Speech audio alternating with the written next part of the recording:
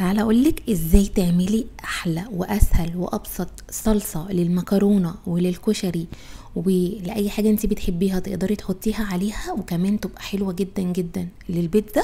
هقولك على تريكات بسيطة جدا هتطلع معاكي حبة صلصة خطيرة، وتنفع معاكي كمان في طواجن المكرونة، وتنفع معاكي كمان للازانيا. لو هتعملي لازانيا الصلصة دي بتبقى حلوة جدا جدا فيها، بخطوات بسيطة بمقادير كلها عندك في البيت هنعملها، وكل اللي هيدوقها هيقولك تسلم ايدك. يلا نبدأ بيها. حطيت حلة على النار، هحط فيها 4 أو 5 معالق كبار من الزيت. هبتدي ان انا انزل عليهم ب10 أو 15 فص توم، او لو عندك توم مهروس حطي معلقة ونص كبار. هبتدي ان انا اخليهم في الزيت كده من غير ما ياخدوا اي لون خالص، يا دوبك بس كده اشم ريحتهم. هبتدي ان انا انزل عليهم 3 معالق كبار من الخل الابيض. بعد ما هنزل الخل هجيب معايا 3 معالق كبار من بيوريه الطماطم الجاهزه. هبتدي ان انا اقلبهم كويس جدا جدا مع بعض لحد ما الاقي الثوم بتاعي اختفى، وابتدت الصلصه تظهر معايا وتديني قوام كده متماثل وشكلها خطير زي ما هتشوفي معايا كده.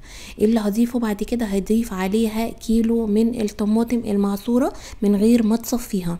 في ناس كتيره بتصفي الطماطم، بس انا مش بحب اصفي الطماطم خالص، وبحب ان انا احطها زي ما هي. طب التركايه اللي بتميز لي الصلصه هي البصل بتاع الكشري.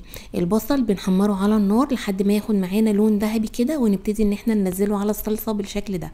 هسيبها بقى معايا لحد ما تبقبق كده وتبتدي تخلص من الميه الزياده اللي فيها، وتبتدي تتخن معايا بالشكل ده. مش قادره اقول لكم الريحه عامله ازاي. طيب ايه التوابل اللي انا هحطها؟ هحط معايا معلقه كبيره من الكمون والكزبره والفلفل الاسود والملح. هبتدي ان انا اقلبهم كويس جدا جدا مع بعض، وهتبقى معايا حبة صلصة خطيرة يا جماعة. اتمنى ان انتوا تجربوها، طعم وقوام وما فيهاش اي مزازة خالص، بجد تنفع معاكي الحاجات كتيرة زي ما قلتلك. اتمنى تكون الوصفة عجبتكم، واتمنى ان انتوا تعملوا شير وتتابعوني، وكمان تحطوا لي لايك للفيديو، واشوفكم تاني فيديو جديد.